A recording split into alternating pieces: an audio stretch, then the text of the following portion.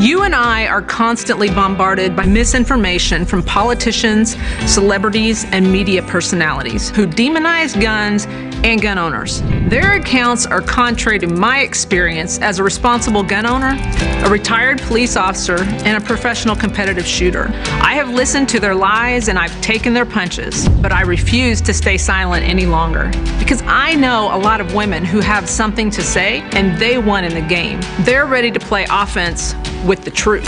The truth is, we all want the same thing: to protect ourselves, our families, and to be safe in our communities. The DC Project is a nationwide grassroots organization made up of women from every demographic. We come from all different walks of life, but we are united in preserving our Second Amendment rights. As we share our experiences, we push back against gun control lies and oppose those who demand our rights be restricted. As an immigrant from Venezuela, I saw how easy it was for freedom to die. My family and I watched tyranny destroy our home. In Venezuela, the media, celebrities, and politicians repeated the same anti-gun messages until people found it normal and acceptable to give up their freedoms. The reality is, none of it is normal or acceptable.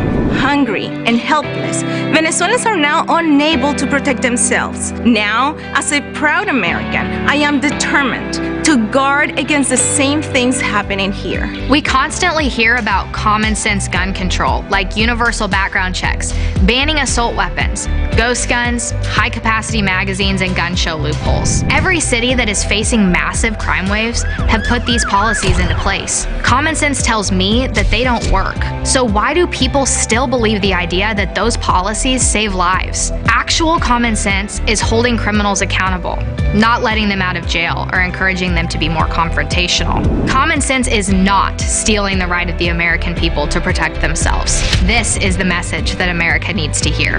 The DC Project works to reduce firearm accidents by campaigning for education in schools. We counter the false gun control lies by testifying in hearings and meeting our legislators. We equip our friends, our families, and our communities to know the truth. Gun owners are good people. America is a beacon of freedom. The Second Amendment is vital piece in ensuring that our kids can have a free country to grow up in. We stand with the lawmakers who support the Constitution, and we provide armor from the attacks by the gun control lobby. Join the DC Project today. Become a member, donate, or subscribe to our newsletter for updates on how we educate, advocate, and preserve our Second Amendment rights for generations to come.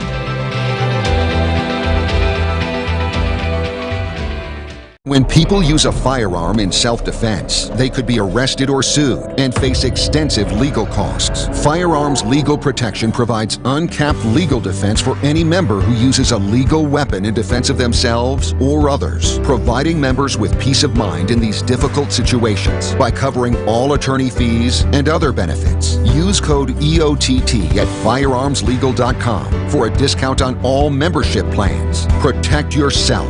We'll protect you.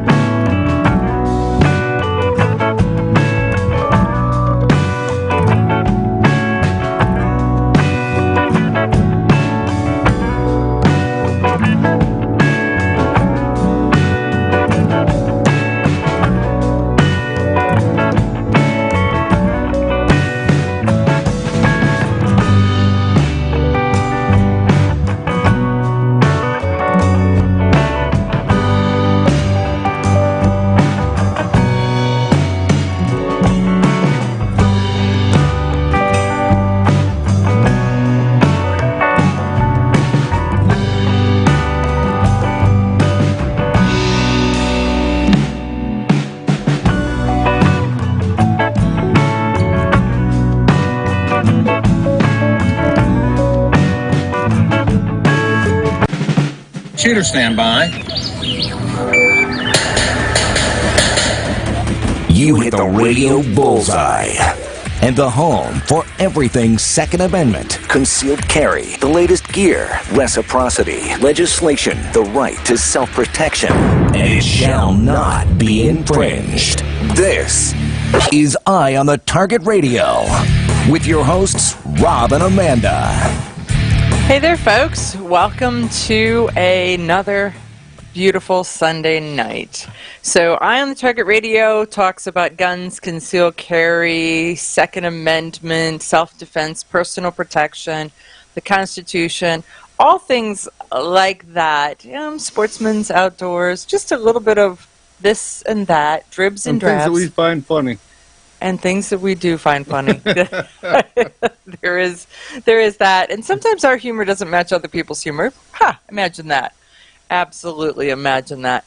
So I want you to also remember that we are not only on the radio, so those of you who are catching us on the radio, we are on OpsLens TV, so it's on-demand TV, the OpsLens app, on Facebook on the OpsLens channel, on the Polite Society Facebook channel, on YouTube, on the... let's see, what else? Oh, and then podcasts. So on Stitcher, iTunes. We're everywhere. A little bit of all of that. But so you can watch us live, so you can see us, or you can hear us, or you can see and hear us. So you've got some options in case you're interested in some of those options. There you go. So I had to say that I rolled out again the statement that, and I keep double checking it, that this show, hosted by me, Amanda Suffolk, your host, is the only nationally syndicated radio show that has a female host in the nation now, that Dana Lash has gone kind of to politics. So she's not a Second Amendment-focused show. So we're it. Just a little lump of a fat white guy in a plaid shirt is the same as every other show on TV. Right? Well, it's... Yeah, well, I'm not going there, but I'm just saying that what makes you stand out and unique in a lot of fields, in this one makes you my bizarre sense of humor. Right, because in this one, your demeanor, your race, your age, your beard, all of those things just make you one of them. Just one of them, one of the pack. So this week we went to the range together. So you and Mike go and train pretty often, and so. Well, you got to see the whole thing where he watches TV, he talks to his friends, he does all the stuff. He maps out little. He plans it all. Here we're going to do this, then we're going to do this, and so then he's got like a little map where we set up barrels and different things, and we do different drills, and you got to shoot a certain amount of shots at a certain amount of speed, or all of a sudden you stink. Well, he tells you what the industry standard is, what the expectation is, and can you beat it. And the funny part is that I don't train with you guys often, and that may change now. I may have a little more time, so we'll see. But I came in doing pretty decent. I came into the running without it being that I was like way back. He comes in and he says it was like a 10.45 seconds or something, and we were all three in the high 7-second range. Yeah, well, he did it. We did it multiple times, and I started to work down. I started at like 9 seconds. The first time you always do something. I mean, whether you do something with your hands that you weren't expecting, or you have some kind of gun issue, like your magazine won't come out of the gun, or well, you just shoot too many shots because you get all excited. We're going to talk about my magazine not coming out of my gun, because my other hand, my magazine is typically hit the button and you drop it and it drops, and so the other hand is grabbing the magazine and moving it up in there, and it wouldn't drop. So I was shaking my gun up and down like good and plenty, good and plenty, good and plenty, good and plenty, and the magazines. We'll just say, based on time, 3 seconds of shaking my gun before I picked the magazine out. So I have no idea why it didn't want to come out that time. But that's the thing is, a lot of times he'll do it and it's supposed to shoot like 3 and then 4 and then 3 or something, and it's like I forget to count, so I'll shoot 6 and 5 and 11 or something. And right. So no, it was good, and I shot. So I shot my gun, I shot your gun, and I shot your other gun, and then I shot Mike's gun. And my target, even for shooting what I call a stranger gun, right? So, right, so I got my DVG out. I'll let you shoot that. Yes.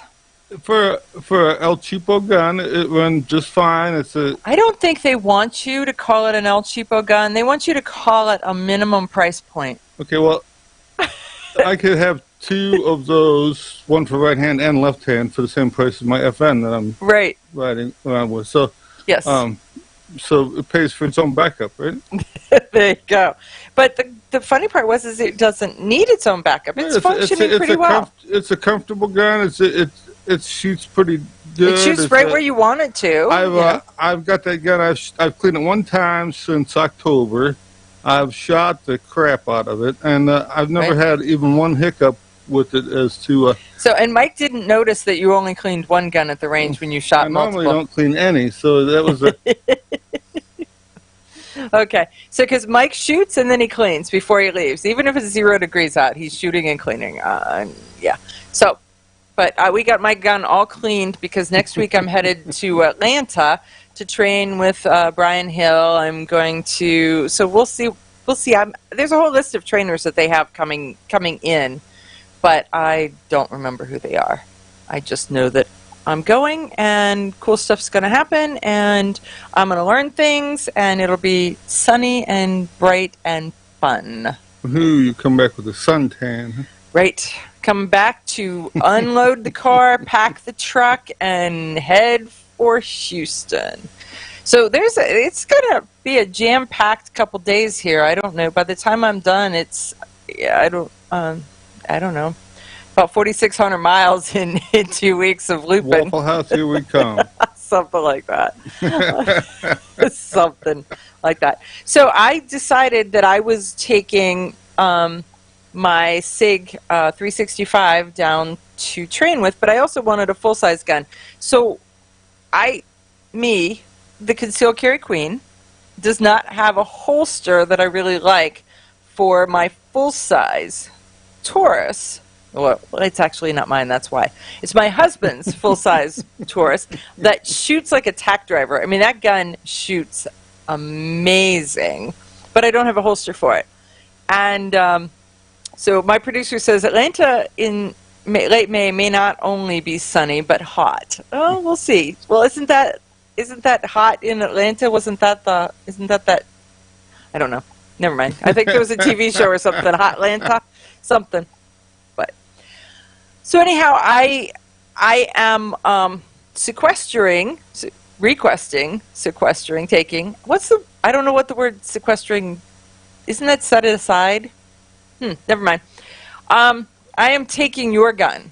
I am taking it, and I'm going to take it across the state lines. Does it need a pedigree? Does it need any paperwork? Then right? You'll end up having to buy one, I'm sure. I could, but I'm looking for, because if my husband finds out that I take his gun across state lines, it won't be pretty. I was looking for a full size gun. I mean, I've been shooting a Walther P99 since they first came out. And it's got a decocker on it, and it's kind of a pain in the rear end to use a decocker. Okay. I don't know if anybody else has got that same issue. You just got to remember to slap it every time you go to put it away. Okay. So I was looking for something. I'm not a big Glock fan. I mean, they do the job, but they don't do it for you. They just don't do it for you. Got it. So I was somewhere. I played with this FNS, and I liked it. So I was going to buy the one they had at the local gun shop, and somebody beat me to it, so I just went online and ordered one, and it was I've been happy with it ever since. Well, and that's great. I was talking about taking my para ordnance, and then I thought, do I really want to shoot multiple hundreds of 45s? Do my neighbors, do the people on either side of me want me to shoot multiple rounds? You got a 40, full-size 40. I know you. I don't like it. Out of your box. I don't like it. I don't like it. I don't like it. I am predispositioned not to like it even before I ever shot it. So why I have it? not sure. We'll just say it's You just should there. try it before you. No. Well, all my 40s are super accurate. yeah, one they of work your good. 40s hurt me bad, and I just didn't like it. It was snappy and Well, that's snippy, because and it was as little as you could get with the PPS. So I didn't like it. I just didn't like it. So I don't know. So if anybody's ever shot the PPS, they're extremely small, and they say, "I mean it." It's like having a little dog that bites you every time you get it out. Right, exactly. It's like you pull the trigger and it goes whack. And I'm not a fan. And so it has colored me to 40s ever since. So see, one experience modifies your behavior to align with that experience. Isn't that funny how that works? Right? Try a full-size gun. You might like the 40. I don't know. But then I still wouldn't have a holster. So we're just moving on. You have a holster, I'm taking yours. We're all good. We'll be back right after this. Okay, you ask yourself, who is this Realize Firearms Awareness Coalition, and what do they do? Realize Firearms Awareness Coalition is a not-for-profit group based in Portage County, registered as a 501c3, and organized to educate about the historical intent of the Second Amendment to the Constitution of the United States of America, to share knowledge, to enable citizens to accurately relate and defend aspects of the U.S. Constitution, to enhance public awareness and support for responsible gun ownership, and to emphasize firearms education for women who facilitate the transmittal of constitutional awareness and gun ownership to succeeding generations. How do they intend to do that? By talking to you all and having you talk back, by hosting educational summits and events. So tune in, listen, and participate. RealizeFAC.com. Your front door, your car, your gun. Safety is a habit. Gun safety and responsible storage are no different, and the best way to help prevent accidents, misuse, and theft. Cable locks help keep firearms secured. Learn how to get a free firearm safety kit. Visit ProjectChildSafe.org. If you have a firearm, own it, respect it, and secure it. Brought to you by the National Shooting Sports Foundation and the Bureau of Justice Assistance. Shotgun with Charlie. I'm Charlie Cook from Riding Shotgun with Charlie. Conversations in the car about gun safety, freedoms, and even a few laughs. Imagine you're in the back seat listening to an intimate chat with me and my passengers as we drive all around the country.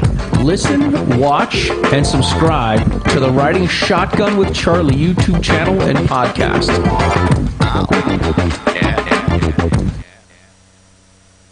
Grab your friends and head to Georgia to train with the Complete Combatant. The Complete Combatant offers a unique approach to self-defense training, layering the first signs of danger, lethal versus non-lethal decisions, and even surviving the aftermath. They offer premier firearms training with a Rangemaster certified instructor and host the top minds in our industry. See the courses offered on thecompletecombatant.com. That's thecompletecombatant.com. When people use a firearm in self-defense, they could be arrested or sued and face extensive legal costs. Firearms Legal Protection provides uncapped legal defense for any member who uses a legal weapon in defense of themselves or others, providing members with peace of mind in these difficult situations by covering all attorney fees and other benefits. Use code EOTT at firearmslegal.com for a discount on all membership plans. Protect yourself. We'll protect you. Ladies, ever wish you could find a brand that understood the difference between feminine and functional? A brand that didn't make you choose between looking good and looking tough? Check out offhandgear.com, a brand designed by a gun girl / mom that closed the gap to give you feminine, durable, functional gear. Offhandgear.com, the brand that gets you. We all know rust is bad. To help keep rust from forming on your firearms, tools, and other ferrous-based items, you want to have Rust is Bad in your gun-safe toolbox and anywhere you want to be rust-free. Rust is Bad bolsters and G-strings deposit small, safe particles that coat your rust-vulnerable items. Save your valuable items with Rust is Bad. Go to www.eyeonthetargetradio.com and follow the link for more information. That's www.eyeonthetargetradio.com for Rust is Bad.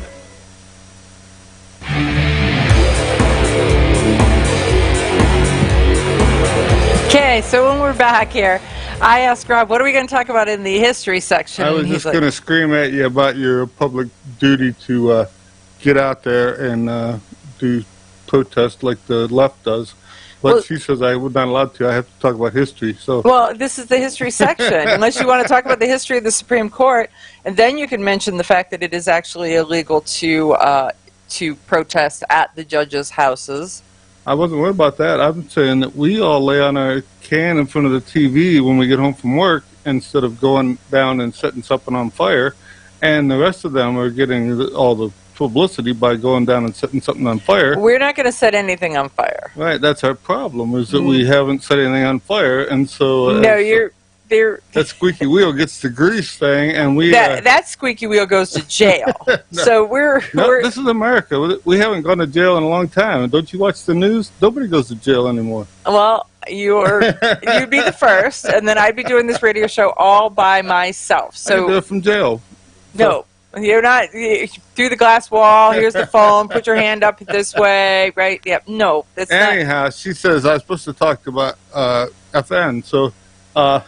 yes, that would be way preferable than talking about how you're going to jail. FN was a gun manufacturer in Belgium that caught Browning's eye, and he needed somebody to manufacture quality pieces. So what's the F and the N stand for? Do you know? It's just the National Fabrique Nationale is what they call it. So it's just a manufacturing national arms location, and so they built quality stuff. So he went there with his auto-loading pistols, which were relatively new at the time for everybody. So they were glad to get the designs.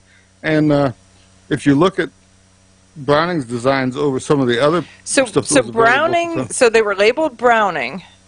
They were their first autoloaders, and they were built by FN? Right. Well, most of them, they're labeled FN. They say Browning patent on them. Oh, got it. Okay. So here in the U.S., Browning sold his stuff, his pistols to Colt and his rifles to Winchester. He got into a fight with Winchester, and so he took his stuff to FN. And in the 1905, the shotgun, I'm sure you've all seen the Browning Auto 5, is one of the first designs that he didn't let Winchester have. They had to build their own automatic shotgun. They called it the Widowmaker because you shot your own head off with the thing. Oh, that would be bad. Well, he owned a little finger thing that you open the action to put bullets in. And so they weren't allowed to use that, so they had to push the barrel down inside the gun to load the gun. Okay. And usually when people push the barrel down inside, their face was over top of the gun at the time when they did it. So it wasn't well thought out at the time. Oh. Yeah. So there's that. Okay, got it. I can easily visualize that this would be. If you look at the Auto 5 design, it's the same way. The barrel actually moves down inside the action. The action locks open. The barrel returns home. At that point, when the barrel comes home, it unlocks the action, picks up a round, and loads it into the barrel. So you can load it by pushing the barrel down inside the action, the same as the 1911 Winchester. But your head doesn't have to be there because he's got the little finger. Own the little finger thing. You don't have to shoot yourself. Isn't it funny how Browning owned the little finger thing? Colt owned the hole. Hole. White owned the hole. White owned the hole. And Smith & Wesson had to pay them for the hole. Okay, to use in a revolver. It's so funny. It's like, I'm going to patent this hole, and you can't use it. You're not allowed to patent the hole anymore. You're allowed to patent the process for the hole, but not for the hole actual itself. hole. Okay.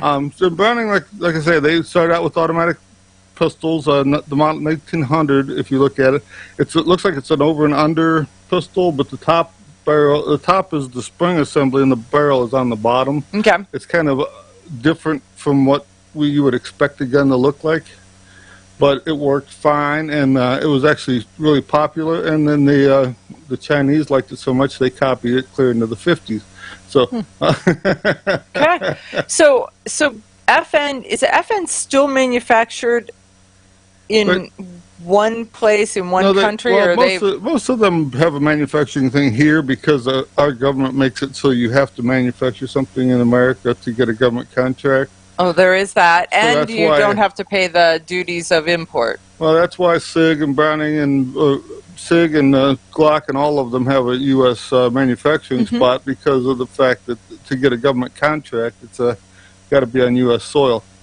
Well, that makes sense, because if you're talking about something for the war and you're making it in some place that we may be warring with, right? But if you want to look up some, look at the Clement automatic system. Clement, and you'll see Smith & Wesson used it in their 1935 style pistol.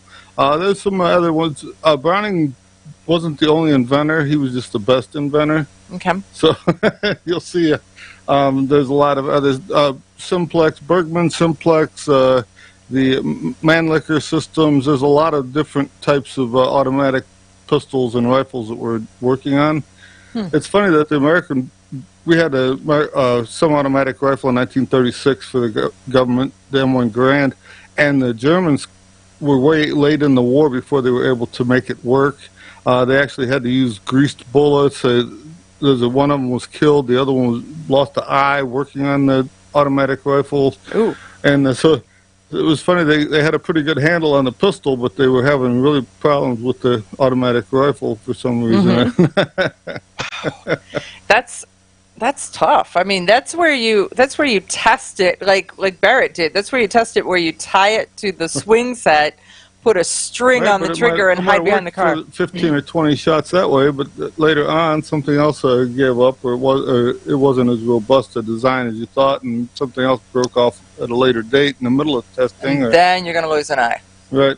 Yeah. So, but yeah, there's a lot of things, and you think about some of these guys. They were making bullets. They really had no idea. They didn't have computers or any of this stuff, so it was all slide rules and wild guesses as to. Well, those are the same slide rules that took us to the moon. Believe it or not, it's that amazing. I mean, today between high-speed cameras and pressure gauges and all this stuff, they can tell you what gunpowder is doing under pressure and stuff like that.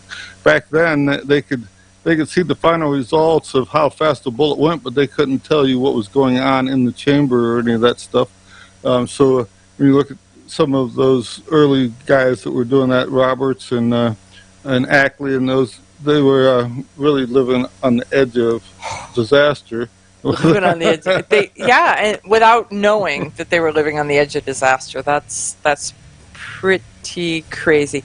So, okay, well, thanks for telling us about FN and then where it all went, because it always But goes we should like all that. get together and go down to the courthouse and stomp our feet and Let them know that we're not happy. Hey, right after this commercial break, we're going to have Mike Ox, firearms trainer, and he gets it. So we'll be right back. Grab your friends and head to Georgia to train with the Complete Combatant. The Complete Combatant offers a unique approach to self-defense training, layering the first signs of danger, lethal versus non-lethal decisions, and even surviving the aftermath. They offer premier firearms training with a Rangemaster certified instructor and host the top minds in our industry. See the courses offered on thecompletecombatant.com. That's thecompletecombatant.com.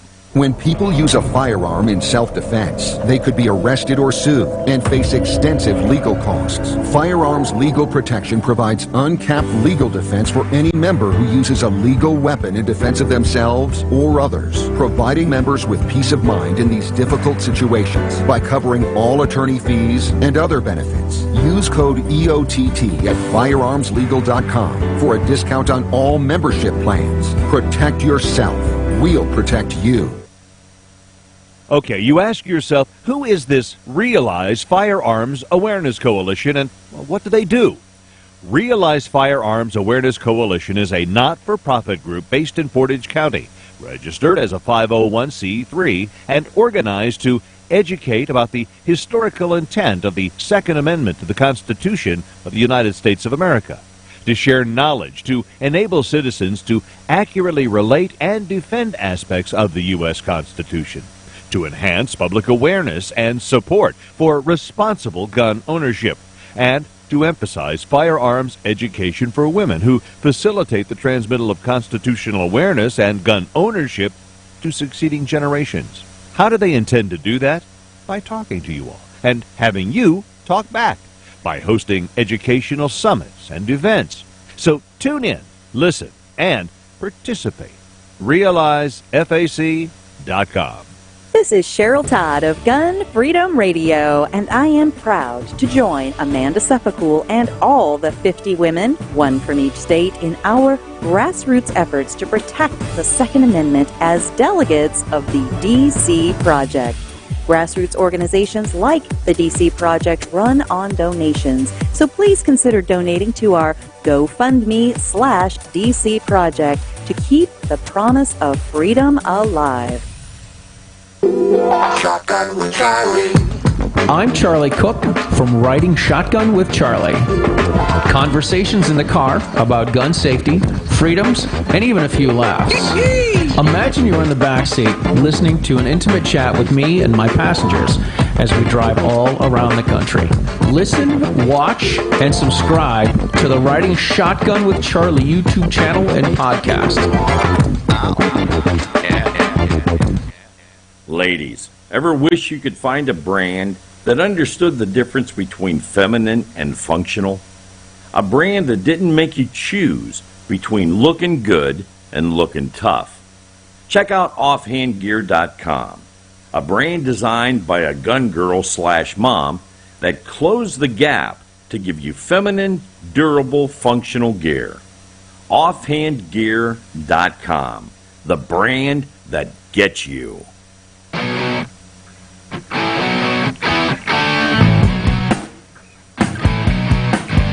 Hi, this is Paul Lathrop from the Polite Society podcast. I wanted to let you know that the show you're listening to is a proud member of the Self-Defense Radio Network. You can check out all the shows on the network by going to selfdefenseradio.net or tune in for more on Self-Defense Mondays on Karma Radio, KRMAradio.com.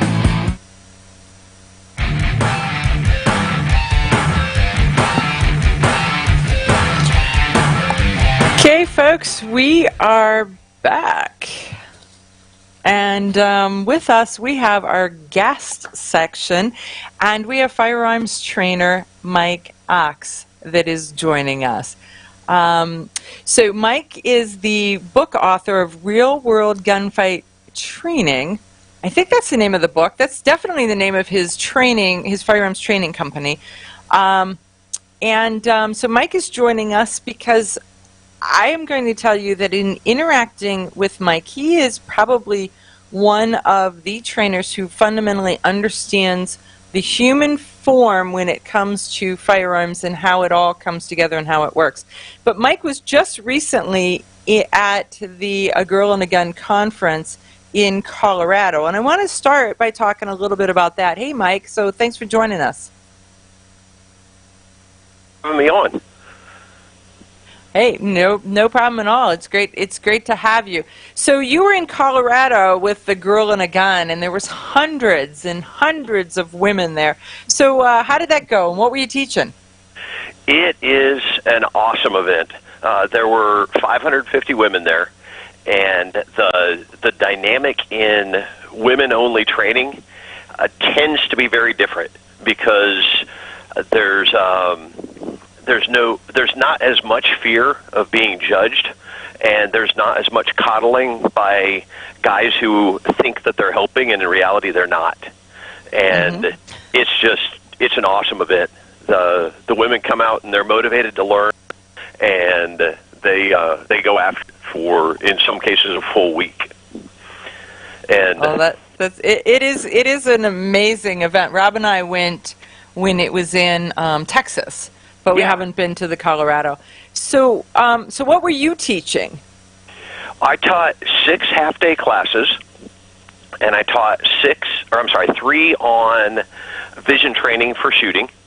I taught 2 on using context and accelerated learning for instructors, and I taught one on how to qualify better, how to break down a qualification so that it's not as big of a obstacle in front of you, and then how to manage stress. How to manage stress in a competition situation, in a qualifying situation, and in a self-defense situation. Oh, because that is one of the biggies, because your brain gets in front of you and it slows you down. Yeah, so if you look at shooting, a self-defense shooting situation, once you get to the point where you're pressing the trigger, the skill of shooting is really important, but overall, it's not that important, because if you break down mentally before you get the gun into the fight, the gun doesn't play a role. If your senses, if your vision and balance don't support your ability to get the gun into the fight, it doesn't play a role. And so when you look at that, the mental aspects and sensory aspects of shooting are about 90% of the equation, and the other 10% is skill. Okay. And if we can get that 90% squared away, now all of a sudden we can perform under stress the way that we do in training, and we don't have that huge drop-off. Oh yeah, because because otherwise there is one where you're like, I can't think fast enough to think about what I need to do. You're just in a reactionary mode as soon as you start to get freaked out. Mm-hmm. So what was the girls' responses? It was great. There were some big gains. I've got a 2 to 3 minute sequence that I run people through that's vision and balance and hand-eye coordination drills. And like I said, it's just a couple of minutes, and I have them run a course of fire beforehand with a laser pistol and do the drills, and then run through the course of fire afterwards. And the average improvement is typically about 20%, with some people improving as much as 50%, cutting their times in half. Wow, okay. And then the big things always tend to be the stress side of things, of what things can we do that will lower our perceived stress level right now.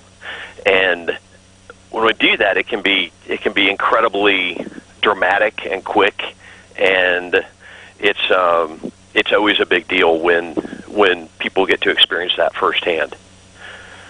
Okay, so one of our listeners is saying, what is accelerated training for instructors? What do you cover there? What are you doing? Yeah, that's awesome. So accelerated learning is basically taking the brakes off. So if you think about being on an on-ramp in a car, you can mash the gas and accelerate, or if the parking brake happens to be on, you can take the parking brake off and accelerate. And a lot of the ways that we traditionally do firearms training, they don't deliver training to the brain in the way that the brain learns. They deliver training in a way that's convenient for schedules and travel and everything like that. And if we match our training to the way that the brain learns most efficiently, we can learn the same amount of skill in about 10% of the time. Okay. So it's a really, really big deal. And do you mind if I share an example? Yeah, no, go right ahead. That's kind of what we got you for. Awesome. So if you think about a typical class that's teaching a skill, they're teaching a skill and they're describing it using concepts that may be new to the student. And those concepts may use words or vocabulary that's new to the student. So the instructor is teaching a skill, and the student's thinking, oh my gosh, what in the heck did he just say? And they spin out and they try and think about what they learned about vocabulary and concepts from an hour or 2 hours or 3 hours earlier, and in the process they miss what the instructor's saying right now. So if we can send out material to students before live training covering the vocabulary that's going to be covered, covering the concepts that they're going to be learning about, and even watching videos of the instructor demonstrating the skills that they're going to learn and do in class. All of a sudden, when they get to class, they're not getting exposed to anything for the first time. Okay. So it's that tell us what you're going to tell us, and then tell us, and then tell us what you told us. Except that format is normally used during the presentation. Right. And it works way, way better if we spread it out over a few days or even a week or more. Okay. So that it has time to filter and the brain has time to mull stuff over while you're sleeping. And by the time you get to class, you're a wet sponge that can absorb liquid rather than a dry sponge that it's going to take a while to get primed and ready. Okay. So that makes a lot of sense. But when I know that there have been times when I've done a training and they're like, okay, you got to do this, this, and this in advance. And you're like, I've got all this other stuff to do to get ready to leave. And now you want to add this on top of that. So is there a advice as to how to do it so you don't overwhelm them in advance of it?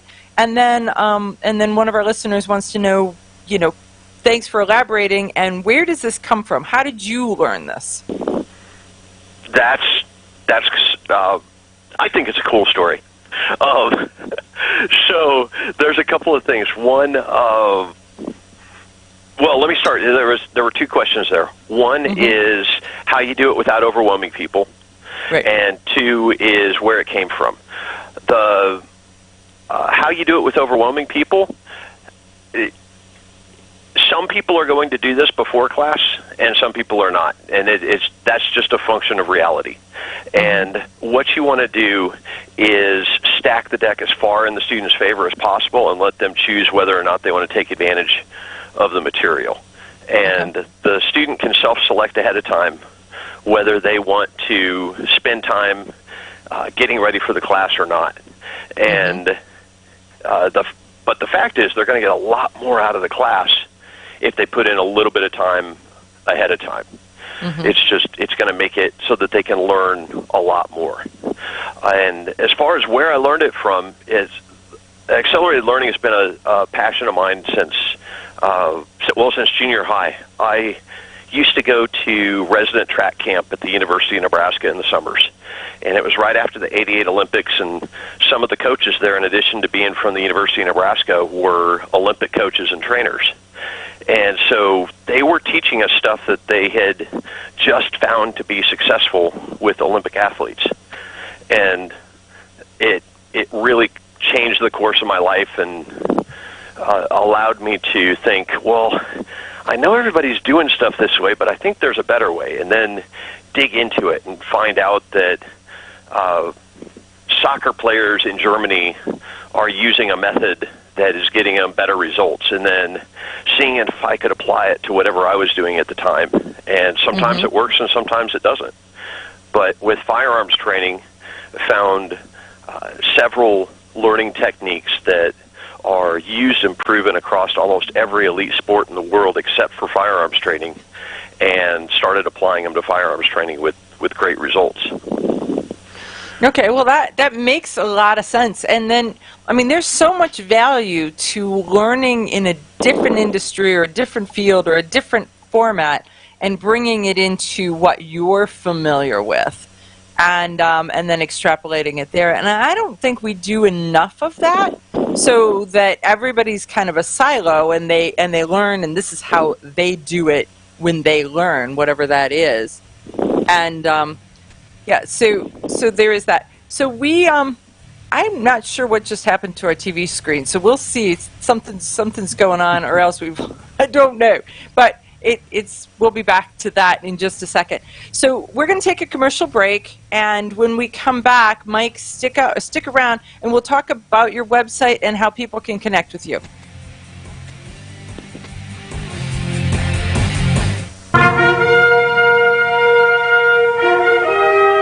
Honest citizens like you protect themselves every day. We talk about it every week on the Self-Defense Gun Stories podcast. Were these gun owners lucky, or did they have a plan? How should we defend the people we love? We discuss recent examples on the Self-Defense Gun Stories podcast. Put us in your pocket.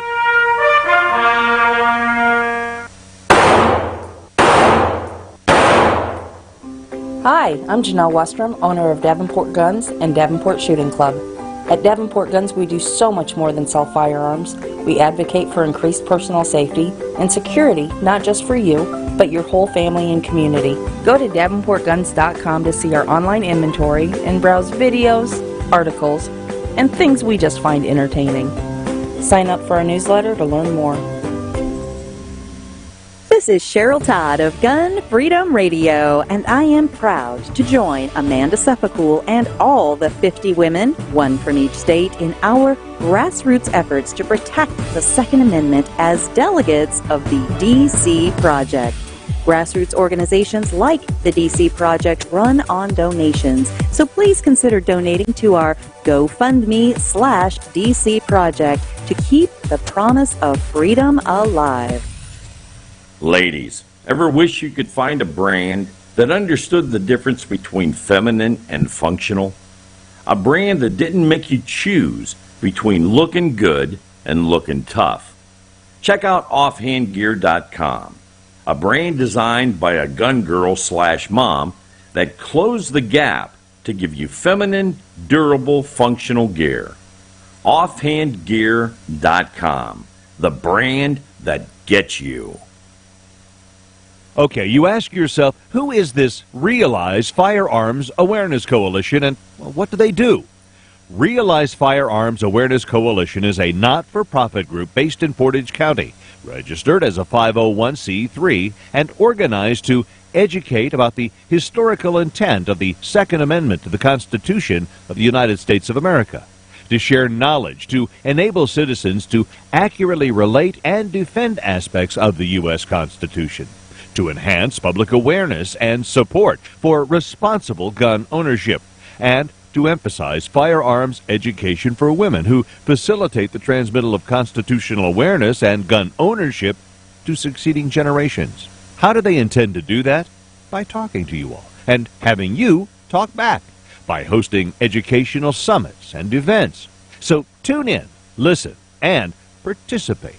RealizeFAC.com.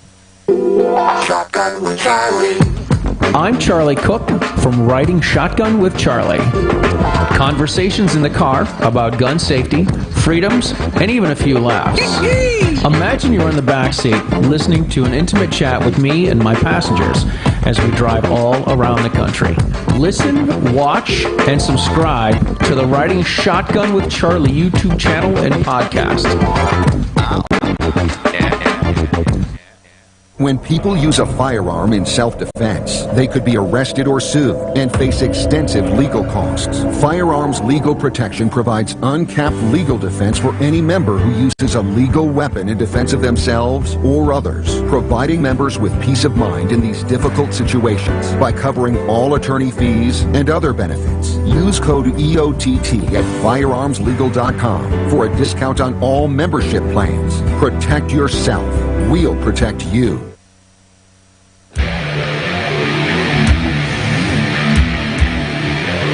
Okay, so we are back with firearms trainer Mike Ox, and Mike has a website that you can go to get tips and hints and to work with him. So, Mike, why don't you tell folks how they can find you and how they can interact with you on a one-on-one basis? Absolutely. The easiest place to go is just go to realworldgunfighttraining.com, and you can download the book or download a summary of the book there. Get the book for a screaming good deal, and then there's links to the blog and other information on firearms training in general. But a lot of it is about the things that we were talking about. Vision as it relates to shooting, cross-eye dominance, visual confusion, being able to see faster, and being able to see what you need to see in a high-stress situation.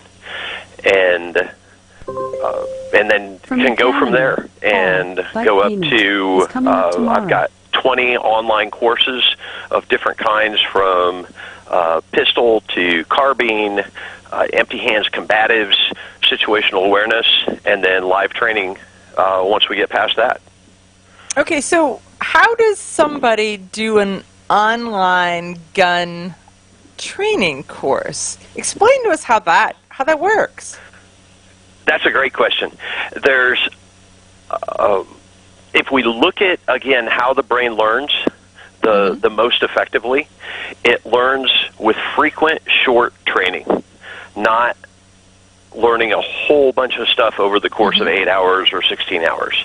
And so the online training is done with dry fire at home, and you basically do 5 to 15 minutes of follow-along dry fire drills whenever you have time, and it's like doing a follow-along workout video. So you watch me or another instructor demonstrate skills on the screen, and then you follow along and do them at home. Okay. Well, that makes sense. I just visualized you like in, like one of those 1970s, your exercise thing with your leg warmers and saying, "Here, everybody, let's do this." It's probably not quite that, right? I tend to compare it to Beachbody, not to... I don't have that, but... well, we all have a visual in our head. Tights and the spring exerciser things. Yes, there you go. You can be, yeah. I wasn't even going to Thigh Master, but there we are. Right? so if somebody's fairly, they're an experienced gun handler, an experienced shooter, and they want to up their game a little bit, what advice do you give somebody? Because most people want to give advice to brand new people. And I tend to think that there's a whole lot of people who think that they already know it all that could use some new and additional advice.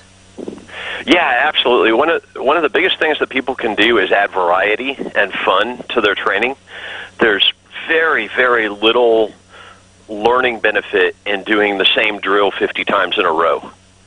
If we can do 50 drills that are slightly different each time, but come back to the fundamentals of muzzle alignment and trigger press, then we're doing some good. We're doing a lot of good. We're engaging more parts of the brain, and instead of creating a technique that depends on a perfect stance, we're creating a technique that is more resilient and more likely to work in a real-world situation. Okay. So when somebody trains, should they always train with the same gun? Should they train with different guns? What advice do you have there? It depends on what stage you're at. You're always going to be better with familiarity. And so at first, I suggest that people use the same gun or the same family of guns. So Glock 26, Glock 17, Glock 19, those would be the same family of guns. Then once you become very proficient with one, you can start adding in other ones and become familiar with them and eventually proficient and maybe even expert with them.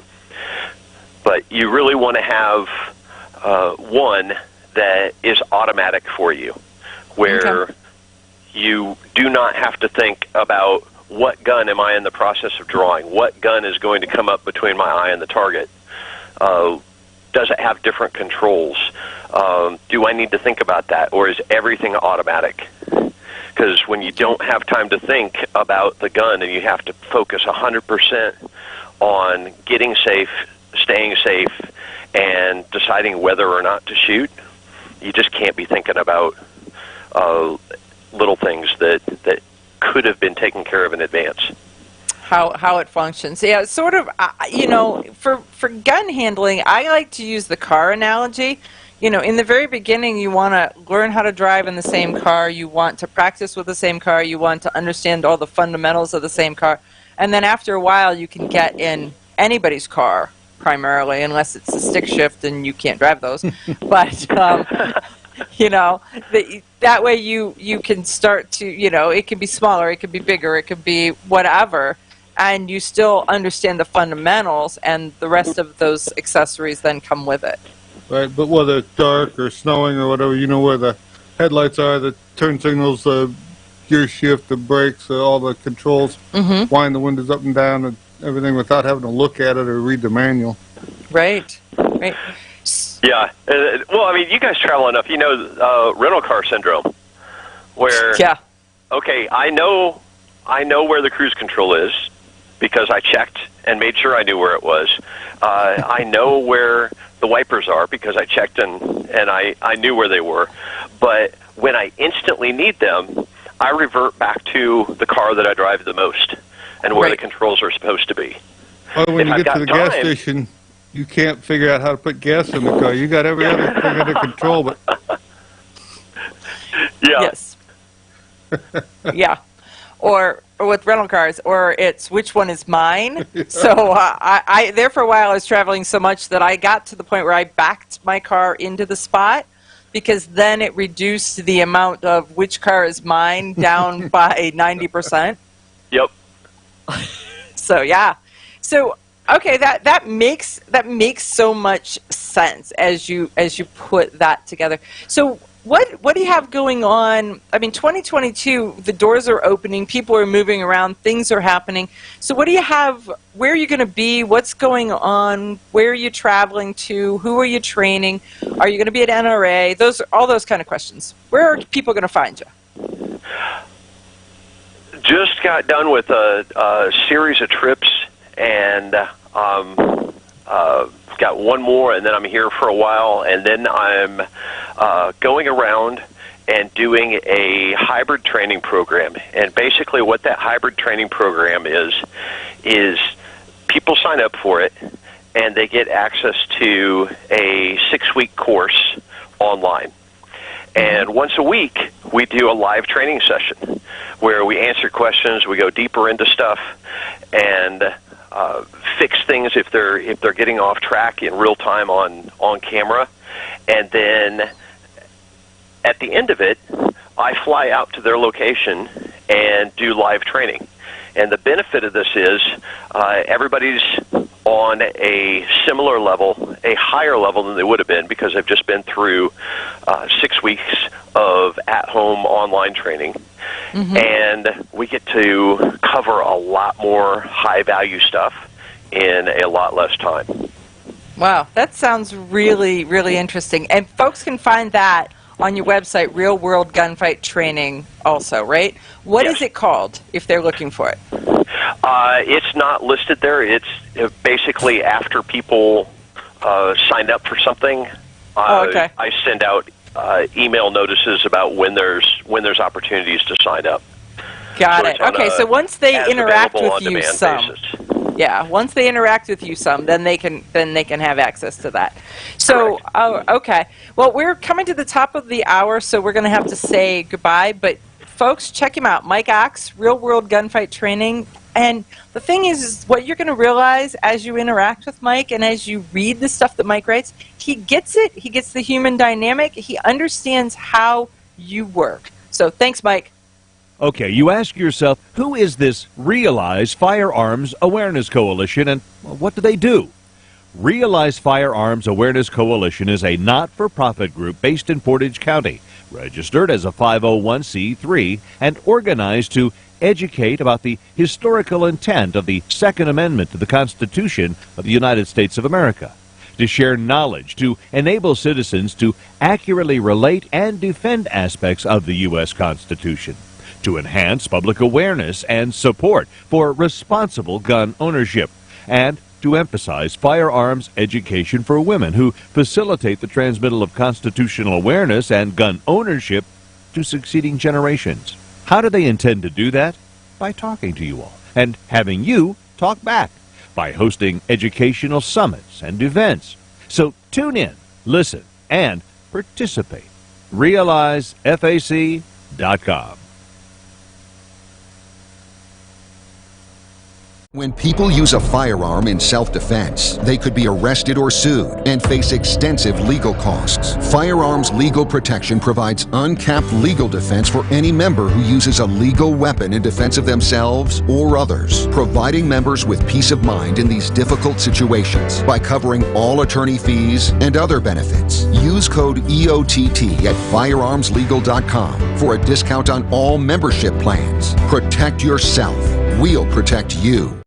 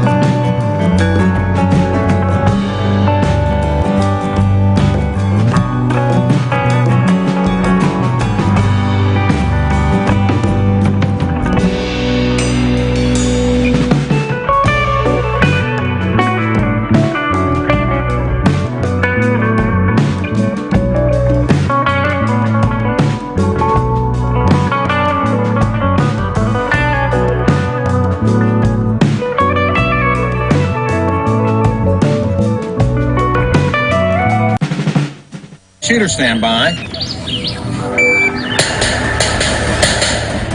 You hit the radio bullseye. And the home for everything Second Amendment, concealed carry, the latest gear, reciprocity, legislation, the right to self-protection, and it shall not be infringed. This is Eye on the Target Radio with your hosts, Rob and Amanda. Hey there, welcome to Hour 2 of Eye on the Target Radio.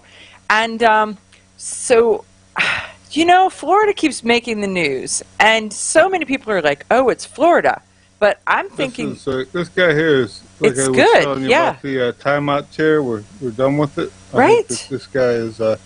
that's the capital letters where he says we're done. Okay, yeah, so the Santa Rosa County Sheriff, and it's Santa Rosa County, Florida, not California, Bob Johnson, the media is going wild, and it's not good wild, it is just wild. So he made a statement that says that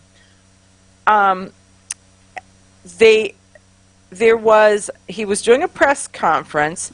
He was talking at the press conference about a criminal who had allegedly broken into 4 homes in Pace, Florida, and so Bob Johnson calls this criminal a frequent flyer because he's been arrested 17 times. And so in the press conference, as part of his advice, he says, if someone's breaking into your house, you're more than welcome to shoot them in Santa Rosa County. We prefer that you do, actually. The part that the media is having problem with, though, is where he says that it is actually saving taxpayers money. Right. So he's like, so he tells them that they won't be in trouble. He says, come see us. We have a gun safety class that we put on every other Saturday, and if you take that, you'll shoot a lot better, and hopefully you'll save the taxpayers money. That's where his direct quote was. So he's alluding to the fact that they would shoot better, they would shoot back, and they would solve the problem. If they shoot good and they get rid of the criminals in his neighborhood, it makes his job easier, and the others decide they don't want to come into that neighborhood. If the fact that he's saying this is a deterrent right off the bat, and people are like, yeah, I'm not going to that county because that dude just gave everybody the freedom to, he gave them the green light. Say, bring your empty cases in and we'll replace them with fresh ammo if you...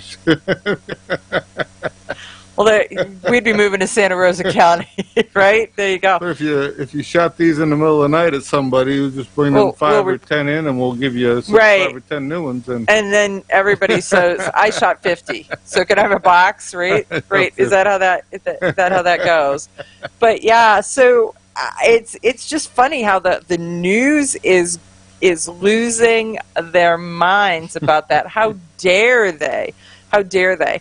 And there's just so much stuff that when something happens, everybody takes their polarized opinion, sits on it, and then says, see, that's why. See, that's why. See, I told you so. I think some of the issue was, it sounded like when I read the article, that somebody had shot at this guy. They finally arrested him. They didn't hit the guy, but no one came forward saying that they had shot at him, and the sheriff was wanting to just improve their marksmanship skills and tell them that they're not in trouble. If they want to come out and say that they were the one that shot at him, that he'd be more than happy to make give them some give them some lessons. We'll make it so you're a better shot. We can do that, right? Then you can post your target on Facebook. That's really one of the things that's so funny, is that when we do the women's down the range classes and we say we're doing this, all the people who leave our class have their targets. They post them. Some of them are like, I'm putting this on my front door or on my back door, saying, don't mess at this house, because this will be a deterrent to crime. It's kind of funny. So what else you got? Oh, there's all kinds of stuff. The ATF is making noise about the 80% frames and stuff like this. Right. So there's a group out of Texas. It's a relatively new group named Division 80. So it's a Texas-based company named Division 80 that's filing suit against the ATF, claiming that the new rules would put them out of business. They've been in business since November, so... yeah, so they haven't been there very long, but okay, they have standing, and that's all that yeah. But I don't know if it was this article or the others. They're saying that they're trying to recall all the letters. So when they've given the little letter that says your bump stock was legal or your so the polymer 80 or the 80%. Right, so they want to recall all these letters, and then they want everyone to turn in their guns back to that FATD department, the Firearms and Ammunition Technology Division, for a new evaluation of an opinion letter, I guess. And so they're saying at that point they think the new Firearms and Ammunition Technology Division is not going to issue any opinion letters for non-serial numbered receivers. So right, so they're recalling everything and saying what I said last week. Never mind, it just doesn't matter anymore. That stuff that was then. This is now. Well, that's the thing. And this company, they're spending a lot of money on things. So that they've hired some pretty high-powered attorneys. They have this Michael Sullivan, who was a former acting ATF director under George Bush.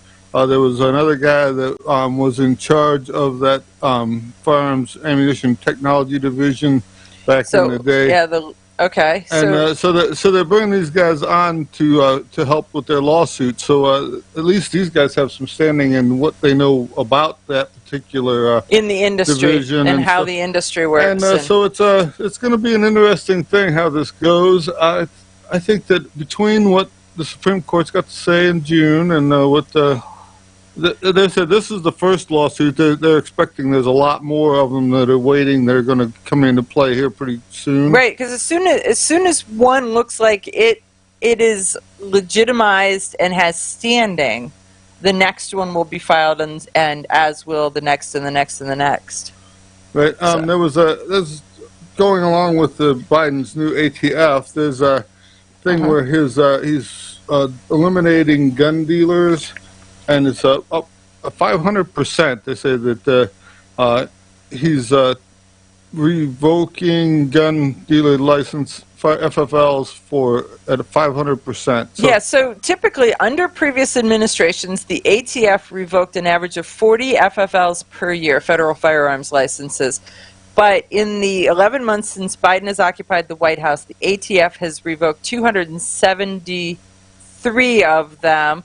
And more dealers are in the pipeline to lose their license. And so when they go to the pipeline to lose their license, the interesting thing is they come in, they do an inspection, they give you a warning, then they come back and they spank you again. And so you can kind of tell. In some cases, those warnings are about things that are so minute, so minuscule, so picayune, that someone abbreviated. Here's some of the stuff they're saying that extraordinary circumstances that they're saying that they're using because they're changed the name of willfully. They've changed the definition of willfully. Okay. So if you transferred a firearm to a prohibited person. Failing to run a required background check, falsifying records such as a firearms transition form, failing to respond to an ATF tracing request, or refusing to permit ATF to conduct. And this, that sounds realistic there, but some of this, like that falsifying records, it could be that you didn't write the right serial number on it or something, or you filled it out but you didn't date it right. I had one time I had sold a guy a gun on his 75th birthday, and so he wrote that today's date was 1931 instead of because it was his birthday. So on one part of the form he wrote his birthday date, and on another part of the form he was supposed to have today's date. He wrote his birthday date, and so then they were like, "Well, you can't fix it."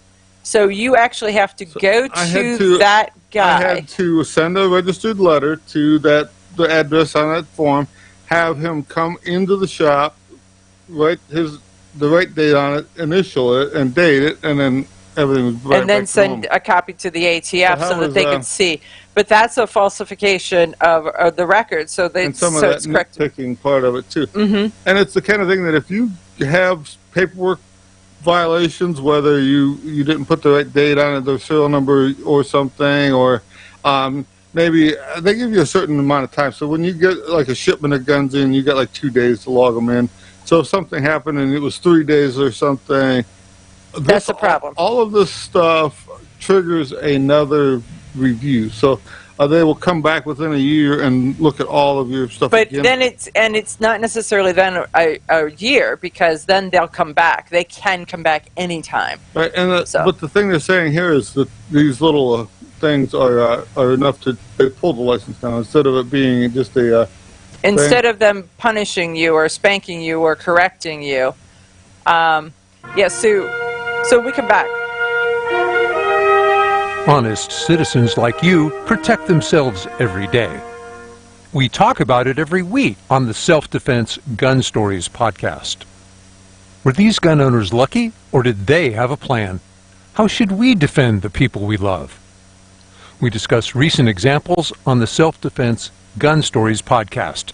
Put us in your pocket.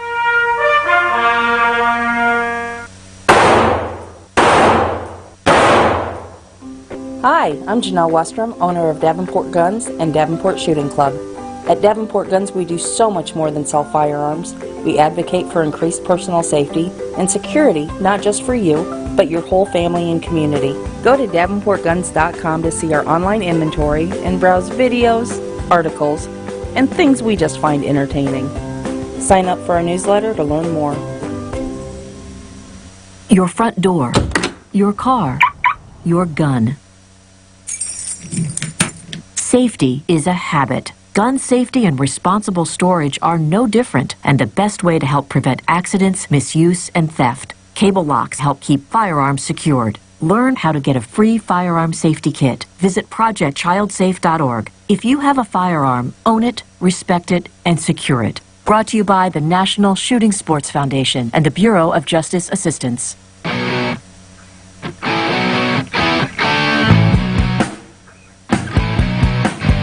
Hi, this is Paul Lathrop from the Polite Society podcast. I wanted to let you know that the show you're listening to is a proud member of the Self-Defense Radio Network. You can check out all the shows on the network by going to selfdefenseradio.net or tune in for more on Self-Defense Mondays on Karma Radio, KRMAradio.com. This is Cheryl Todd of Gun Freedom Radio, and I am proud to join Amanda Suffolcool and all the 50 women, one from each state, in our grassroots efforts to protect the Second Amendment as delegates of the DC Project. Grassroots organizations like the DC Project run on donations, so please consider donating to our GoFundMe/DC Project to keep the promise of freedom alive. When people use a firearm in self-defense, they could be arrested or sued and face extensive legal costs. Firearms Legal Protection provides uncapped legal defense for any member who uses a legal weapon in defense of themselves or others, providing members with peace of mind in these difficult situations by covering all attorney fees and other benefits. Use code EOTT at firearmslegal.com for a discount on all membership plans. Protect yourself. We'll protect you. Ladies, ever wish you could find a brand that understood the difference between feminine and functional? A brand that didn't make you choose between looking good and looking tough. Check out offhandgear.com, a brand designed by a gun girl/mom that closed the gap to give you feminine, durable, functional gear. Offhandgear.com, the brand that gets you. We all know rust is bad. To help keep rust from forming on your firearms, tools, and other ferrous-based items, you want to have Rust is Bad in your gun-safe toolbox and anywhere you want to be rust-free. Rust is Bad bolsters and G-strings deposit small, safe particles that coat your rust-vulnerable items. Save your valuable items with Rust is Bad. Go to www.eyeonthetargetradio.com and follow the link for more information. That's www.eyeonthetargetradio.com for Rust is Bad.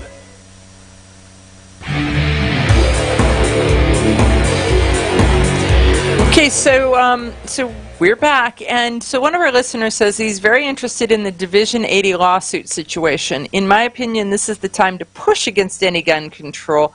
They are the weakest they have ever been, while we are the strongest that we have ever been. And I don't disagree with that at all. But you got to think about when they are the weakest, they also then are willing to fight over everything and anything. So any little thing. So the ATF changing the definition to willful, and then that means that a minor slip-up becomes a willful violation, and a willful violation allows the FFL to get their license revoked. But some of it, I think, too, is like you say, we're the strongest we've ever been. Now, if you can get your congressman to go after these little things to stop it, infractions that are nitpicking, now there's a better chance than ever to get the ATF under control. Right. And this new ATF guy that they're pushing out now. Yeah, I know. Bach or Deeden.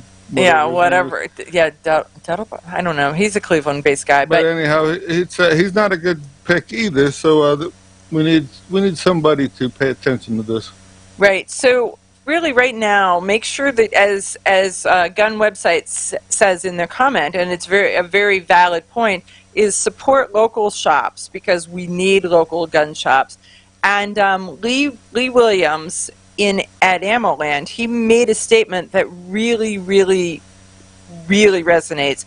And it says that the Biden administration's new zero tolerance policy has been likened to being submitted to the death penalty for a minor traffic offense. I mean, in some of these willful violations are so small, but I know that there's a gun shop near us that has a guy whose job is to check and double check every form, and so they can't do anything until this guy checks and double checks the forms, to the point of it just slows everything down. Yes, they have to be right. Yes, they have to be correct. Yes, they have to be speedy. But the customers are so frustrated by the fact that everything's going along, and all of a sudden it's got to stop and wait.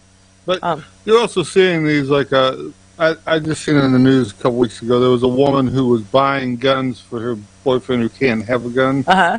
I don't know how many of you have a gun shop, but you have customers that come in every week and they buy guns. I mean, it's not that they buy a gun once a year or something. Mm-hmm. I mean, I know them, so yeah. I had regular customers. I knew them, and I knew what they wanted. I knew what they were looking for. A lot of times, if I got it, I would call them because they would be right there.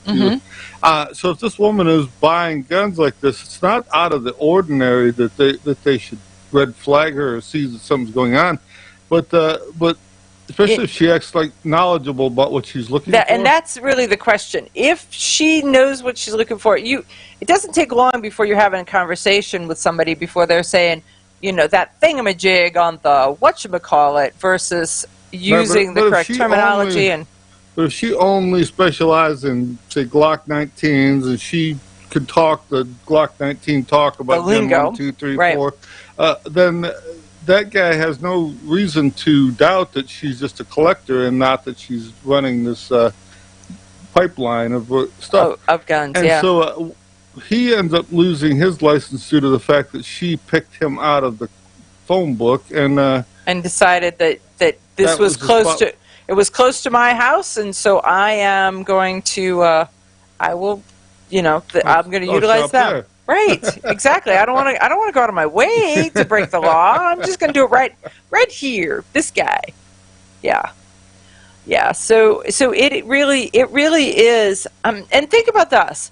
the value of having an FFL is that, you know, even though the news says that you can buy a gun online, you can pay for a gun online, you can select a gun online. You just can't receive it. You can't receive it, you can't take possession of it. So if you don't have a local FFL, if you don't have a local gun shop, if you don't have one that's hardy and healthy and near you, you don't get to increase your collection. You don't get to get a new gun, because though it's required. You have to have that FFL that is there to be able to do that final portion of the transfer. When I was a kid, we would go to a gun shop, and the gun shop, I mean, by today's standards, the guy probably had $5 million worth of inventory, because whatever you asked for, he had one of them somewhere hidden in a pile of junk. Something. And a pile of junk. And that was that. You needed a special magazine, like a clip to hook your sling onto your rifle or something. He'd dig through a box, he'd have it. And every kind of ammo and reloading parts and stuff like this. The gun shops around me, they're not like that anymore. They're mostly new guns, mostly turn and burn, mostly buy the AR style stuff. There's not they don't have any other gun parts in stock. They have AR parts, but they don't have anything else that you would need. So when you're trying to just buy a scope mount or anything like this, a lot of times you almost have to go online to get it, or you have to just go down there and order and wait. And I'm good at I'll order and wait. I don't care. I just tell them. Yeah, because I want to support them. And so I was there the other day. One of the local gun shops is also my chainsaw dealer. So he's my dealer, if you will. But mine, I just take in a list of what I'm looking for. I'm like, here, order this for me and call me when it comes in. That's sort of it. So it may be that you have to do the pickup. We'll just say I didn't buy anything that has a serial number, but you may have to do the pickup. I mean, that's the thing. A lot of times I need something, magazines, gun parts, bullets, whatever. I'll just tell her, and she'll just order it for me, and sometimes it's 2 days, sometimes it's 3 weeks before you never know. All of a sudden your stuff's here. Your stuff's here. What stuff? Wait, I forgot what I ordered. I forgot what I ordered. So on the ATF, one of the other things, and I don't have a huge amount of faith in these systems, so I try to avoid them. But you, on the other hand, seem to embrace this. So there is now a silencer shop. So talk about this online. Not registration, online ordering. It used to be if you went to the shop and you wanted to buy a suppressor, it was an old paper system. You had to have a picture from down the street, the free passport style photo. You had to go get fingerprints either at the sheriff's department or somewhere. There was a lot of monkey motions in getting that stuff. Today, the silencer shops have put out these little kiosks in the gun shops. And it's kind of funny, out of the 3 gun shops in my area, 2 of them have those. Okay, you're going to have to talk about that when we come back from the commercial break, because I want more detail on the kiosk that you can talk about in 3 seconds. We'll be right back after this. Grab your friends and head to Georgia to train with the Complete Combatant. The Complete Combatant offers a unique approach to self-defense training, layering the first signs of danger, lethal versus non-lethal decisions, and even surviving the aftermath. They offer premier firearms training with a range master certified instructor and host the top minds in our industry. See the courses offered on thecompletecombatant.com. That's thecompletecombatant.com. When people use a firearm in self-defense, they could be arrested or sued and face extensive legal costs. Firearms Legal Protection provides uncapped legal defense for any member who uses a legal weapon in defense of themselves or others, providing members with peace of mind in these difficult situations by covering all attorney fees and other benefits. Use code EOTT at firearmslegal.com for a discount on all membership plans. Protect yourself. We'll protect you. Okay, you ask yourself, who is this Realize Firearms Awareness Coalition, and what do they do? Realize Firearms Awareness Coalition is a not-for-profit group based in Portage County, registered as a 501c3, and organized to educate about the historical intent of the Second Amendment to the Constitution of the United States of America. to share knowledge, to enable citizens to accurately relate and defend aspects of the U.S. Constitution, to enhance public awareness and support for responsible gun ownership, and to emphasize firearms education for women who facilitate the transmittal of constitutional awareness and gun ownership to succeeding generations. How do they intend to do that? By talking to you all and having you talk back, by hosting educational summits and events. So tune in, listen, and participate. RealizeFAC.com. Ladies, ever wish you could find a brand that understood the difference between feminine and functional? A brand that didn't make you choose between looking good and looking tough. Check out offhandgear.com, a brand designed by a gun girl / mom that closed the gap to give you feminine, durable, functional gear. Offhandgear.com, the brand that gets you. We all know rust is bad. To help keep rust from forming on your firearms, tools, and other ferrous-based items, you want to have Rust is Bad in your gun-safe toolbox and anywhere you want to be rust-free. Rust is Bad bolsters and G-strings deposit small, safe particles that coat your rust-vulnerable items. Save your valuable items with Rust is Bad. Go to www.eyeonthetargetradio.com and follow the link for more information. That's www.eyeonthetargetradio.com for Rust is Bad. Your front door, your car, your gun. Safety is a habit. Gun safety and responsible storage are no different, and the best way to help prevent accidents, misuse, and theft. Cable locks help keep firearms secured. Learn how to get a free firearm safety kit. Visit projectchildsafe.org. If you have a firearm, own it, respect it, and secure it. Brought to you by the National Shooting Sports Foundation and the Bureau of Justice Assistance. Shotgun with Charlie. I'm Charlie Cook from Writing Shotgun with Charlie. Conversations in the car about gun safety, freedoms, and even a few laughs. Imagine you're in the back seat listening to an intimate chat with me and my passengers as we drive all around the country. Listen, watch, and subscribe to the Writing Shotgun with Charlie YouTube channel and podcast.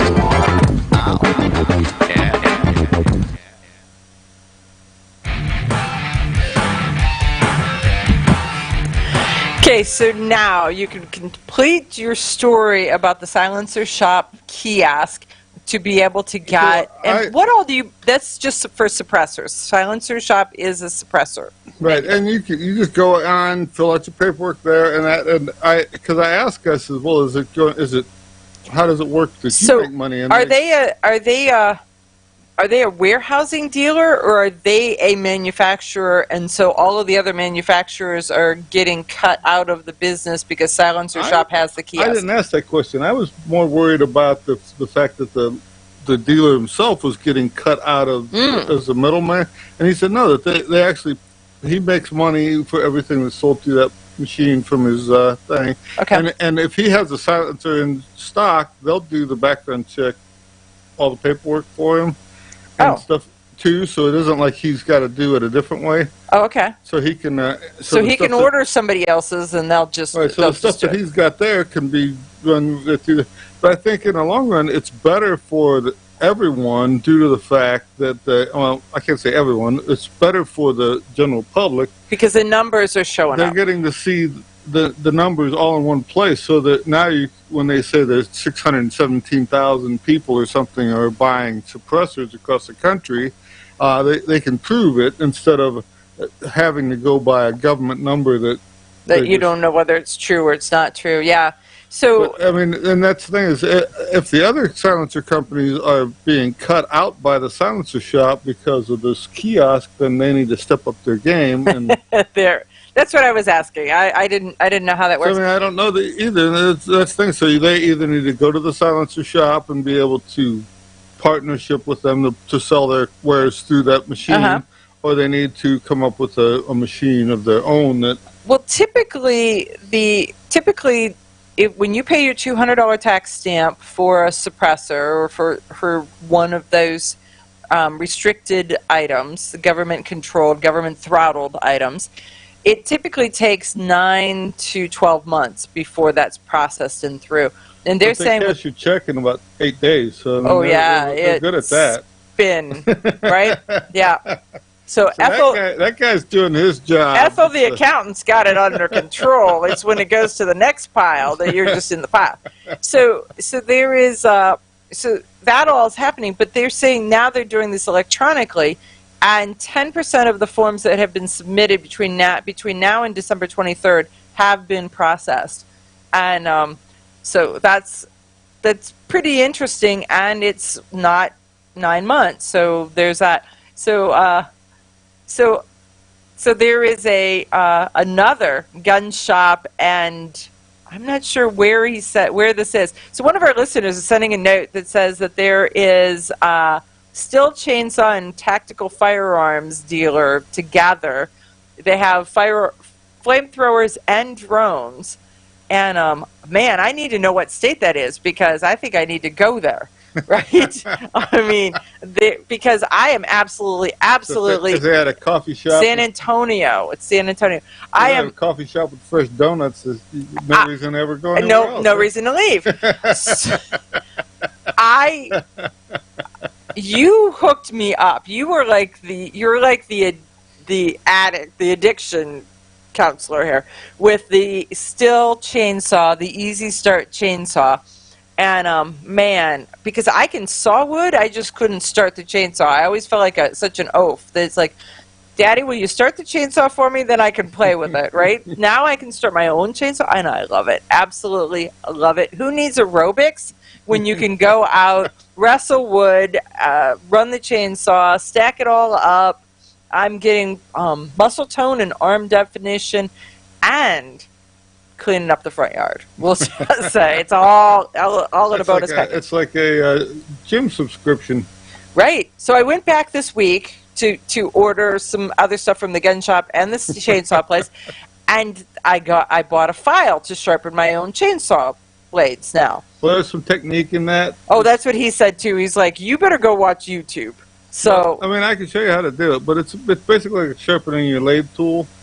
You just have to think about it before you start hacking away at it. Don't just yeah. So there's just. There's certain things you're looking for, and well, I got a new blade too, all because I was chainsawing nails with my old blade, and it doesn't like that. Well, that's the best part. Is if you save the old chain, then when you're cutting in the dirt or you're cutting through nails or something, you can switch over to that. And you don't tear. I've marked it. I marked it in the box to say nails. So I'm all good. I'm all good with that. So thanks, Pete, for hooking me up. I think I need to go to San Antonio. I'm going to be in Houston. How far? I got to look at the map. I'm pretty sure that Texas is so giant that it's way, way, way far. But okay. So okay, what else do we? But we're going back to Texas. Man, we're going to be in Texas a couple times this year. Gun Rights Policy Conference. We like Texas. It's actually we do. The weather's pretty nice. Besides the red dust and those little birds that attack you and don't be stuck in everything. But the Gun Rights Policy Conference is going to be the last weekend in September. And so, folks, if you are a gun aficionado that wants to know about policy, wants to know stuff, wants to meet and interact face-to-face with your heroes that have that are writers or bloggers or podcasters or those type of things, last time that we met together, there were 1,200 Second Amendment influencers. And it's not the influencers like, oh, I got a bikini and a gun influencers. It is the... I got a bikini and a gun. Oh. Oh. So, I'm just going to say that that's what eye bleach is for, because there is no one that needs to see that. Ain't nobody want to see that. Nothing. But so it's these folks are making a difference, and they come to tell you what they're doing, how they're doing it, and it's like 2.5 days of amazing stuff. The worst part is some of these shooters that a couple years back, they started out as they were 10 years old and were running, jumping, shooting, all this stuff. Right. It was really cool to watch them go. Now they're 25, and they're still running, jumping, shooting, and stuff like this. But it really makes me feel old.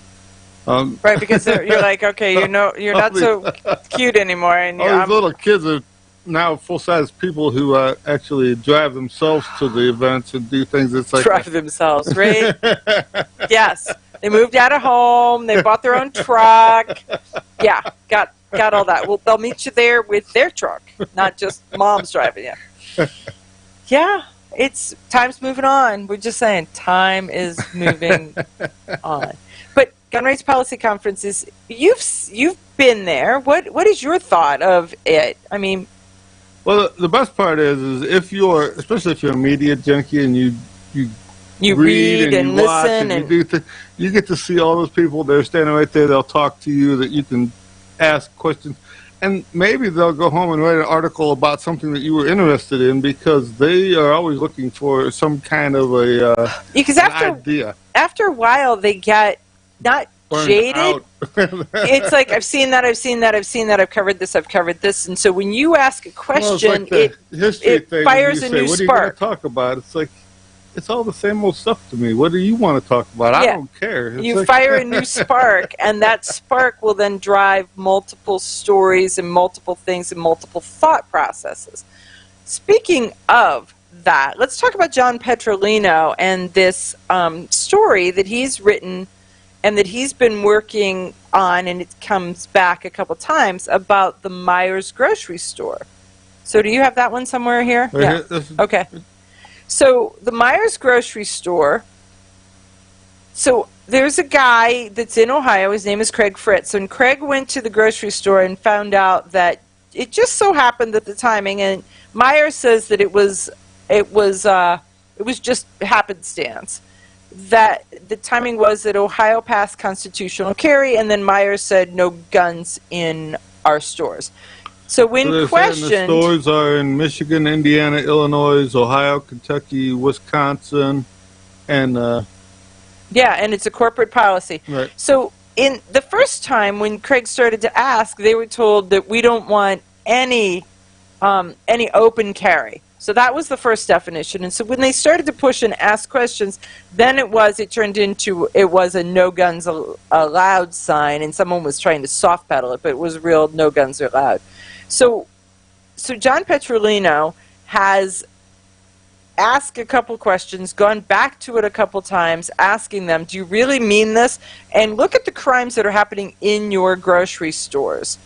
And so he has actually quoted the crimes and the headlines back to them, say, do you realize that people are coming into your store and they're hurting people, that they're in your parking lot and they're hurting people, they're hurting your employees, they're hurting your customers, they're, Well, just recently in the news, there's another grocery store chain that is in the news because in Buffalo, someone has come and decided to shoot the grocery store up. This is one of that pants on, gun on. You want to make sure that you are prepared and pay attention to what's going on around you. Well, and so I want to see what Petrolino says, because we're talking about somebody who's got a story that's working the story and continuing. I want to see what he now says to the Myers groceries chain about the Tops grocery store attack, because it really is. There are attacks happening places, and you are your own first responder. You are responsible for your safety. And if they tell you you can't have your gun there, whatever that is, then maybe they don't want your money either. And so even in my little town, there's like 4 grocery stores. So if one has got an offending sign, the other one probably doesn't. So I would go see. I'm seeing in Ohio, though, with this new constitutional carry, I'm seeing more places have. They don't want your gun, an exposed gun. So they're saying no open carry. Please don't open carry. Okay. Well, I think my gun is my secret, and it's none of your business. Well, so with the constitutional carry. Keep that thought. We'll talk about it when we come back from the commercial break.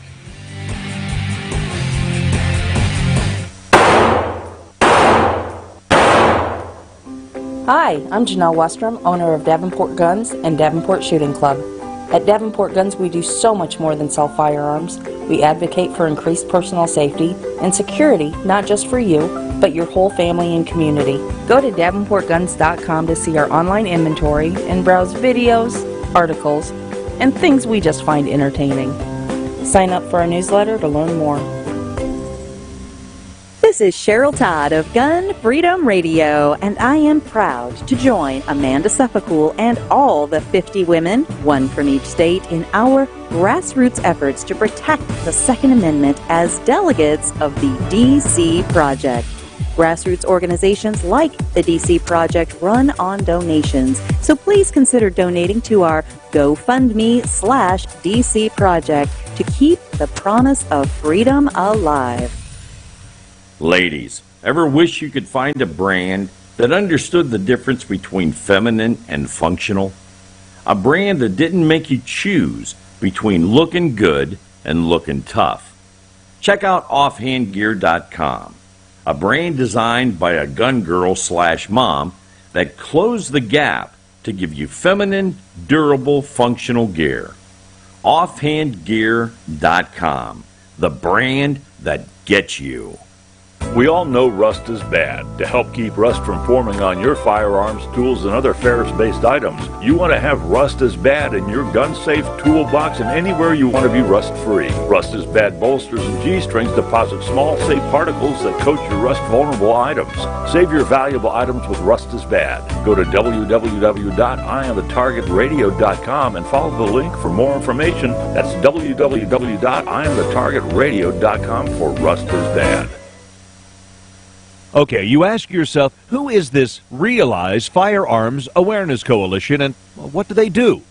Realize Firearms Awareness Coalition is a not-for-profit group based in Portage County, registered as a 501c3, and organized to educate about the historical intent of the Second Amendment to the Constitution of the United States of America, to share knowledge, to enable citizens to accurately relate and defend aspects of the U.S. Constitution, to enhance public awareness and support for responsible gun ownership, and to emphasize firearms education for women who facilitate the transmittal of constitutional awareness and gun ownership to succeeding generations. How do they intend to do that? By talking to you all and having you talk back, by hosting educational summits and events. So tune in, listen, and participate. RealizeFAC.com. Your front door, your car, your gun. Safety is a habit. Gun safety and responsible storage are no different, and the best way to help prevent accidents, misuse, and theft. Cable locks help keep firearms secured. Learn how to get a free firearm safety kit. Visit ProjectChildSafe.org. If you have a firearm, own it, respect it, and secure it. Brought to you by the National Shooting Sports Foundation and the Bureau of Justice Assistance. Grab your friends and head to Georgia to train with the Complete Combatant. The Complete Combatant offers a unique approach to self-defense training, layering the first signs of danger, lethal versus non-lethal decisions, and even surviving the aftermath. They offer premier firearms training with a range master certified instructor and host the top minds in our industry. See the courses offered on thecompletecombatant.com. That's thecompletecombatant.com.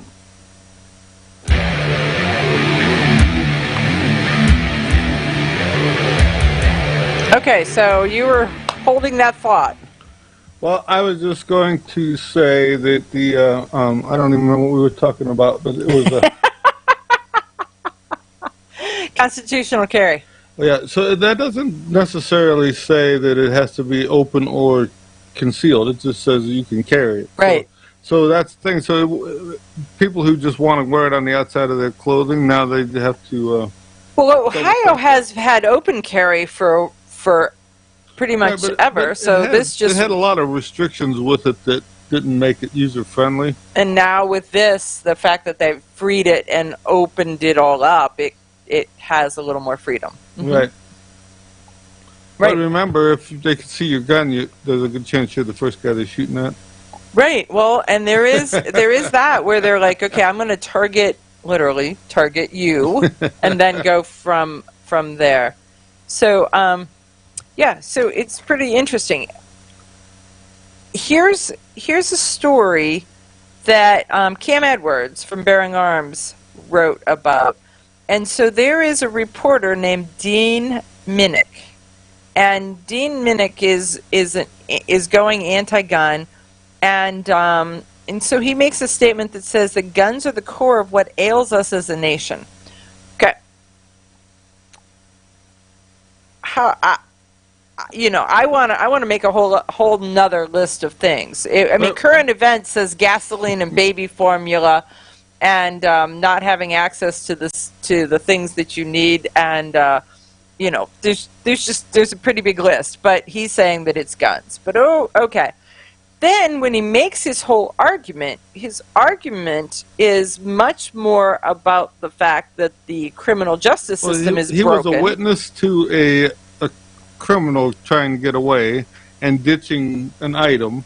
Mm-hmm. And so when he was called into court to testify, it turned out that he spent all day in court while the criminal really didn't, and he was appalled at the fact that he spent more time in the court system than the criminal actually does. Right, but once again, he's saying guns are the problem, not the court is the problem, and not... Right, so the criminal didn't really get any penalties. The victim actually, or the right. helper of the victim did.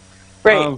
So maybe we need to reevaluate how the court system works and get everything working in the opposite direction. So the criminal is the one that's inconvenienced and...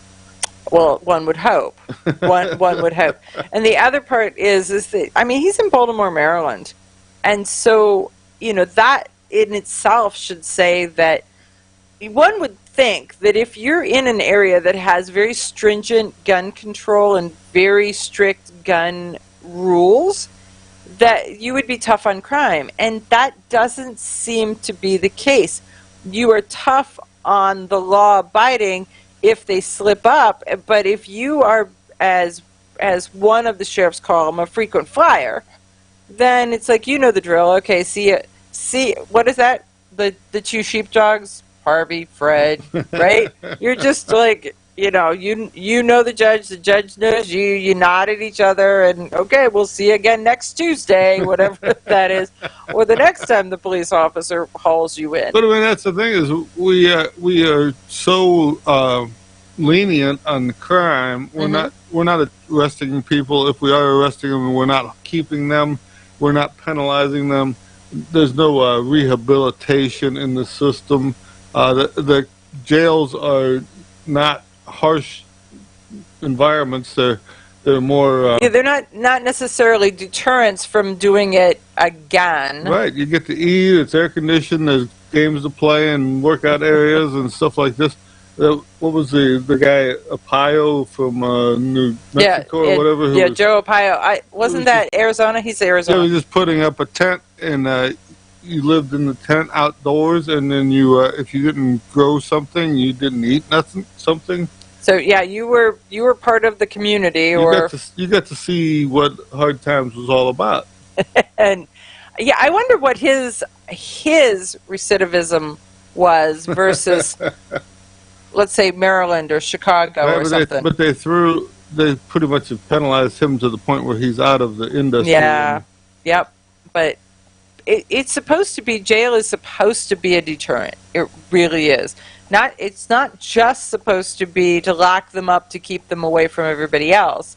It's supposed to be that you take a punishment suitable to align with the crime. Well, some of them like to they take the summer off and they panhandle and do what they want to do, and then when winter comes, they use jail as a resort area so that they get heat and fed during the off season, and then they can hit the tourists back at full strength again.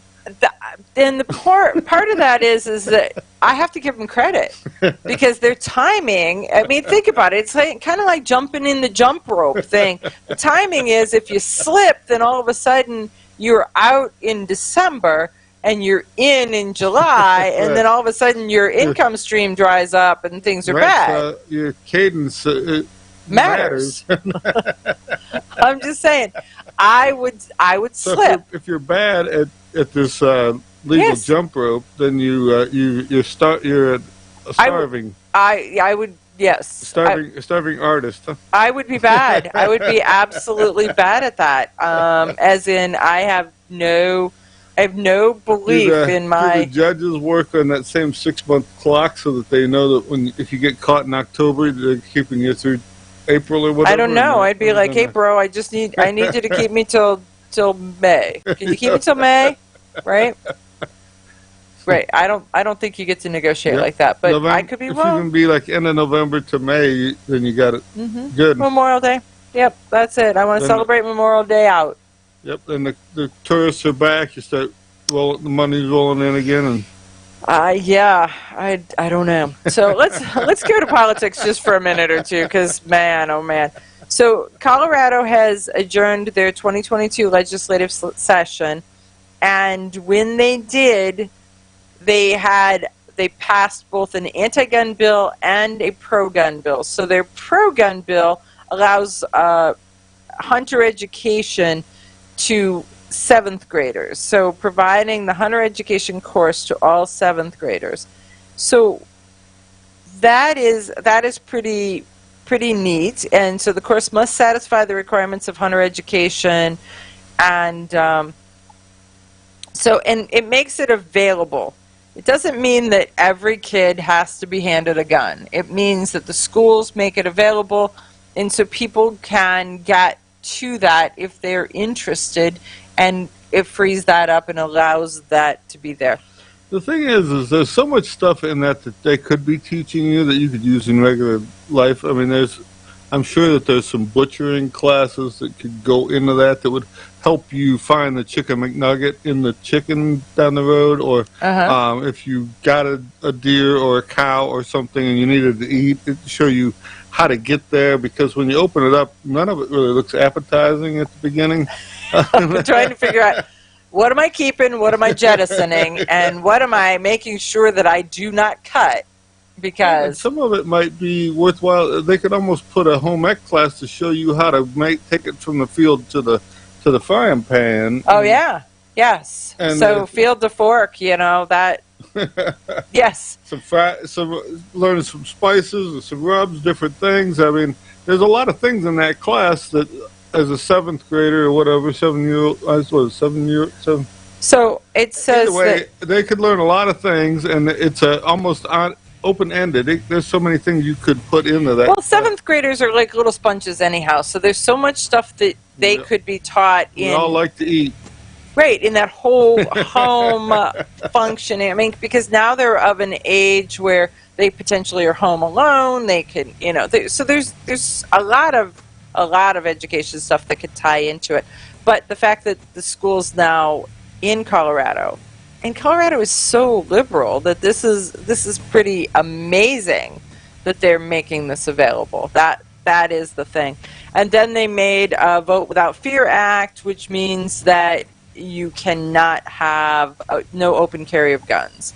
So it's like, okay, a little bit of both. Vote without fear. Oh, well, I'd be better if I had my gun, but that would be me. So we'll see you guys next week. Okay, you ask yourself, who is this Realize Firearms Awareness Coalition, and what do they do? Realize Firearms Awareness Coalition is a not-for-profit group based in Portage County, registered as a 501c3, and organized to educate about the historical intent of the Second Amendment to the Constitution of the United States of America, to share knowledge, to enable citizens to accurately relate and defend aspects of the U.S. Constitution, to enhance public awareness and support for responsible gun ownership, and to emphasize firearms education for women who facilitate the transmittal of constitutional awareness and gun ownership to succeeding generations. How do they intend to do that? By talking to you all and having you talk back, by hosting educational summits and events. So tune in, listen, and participate. Realize FAC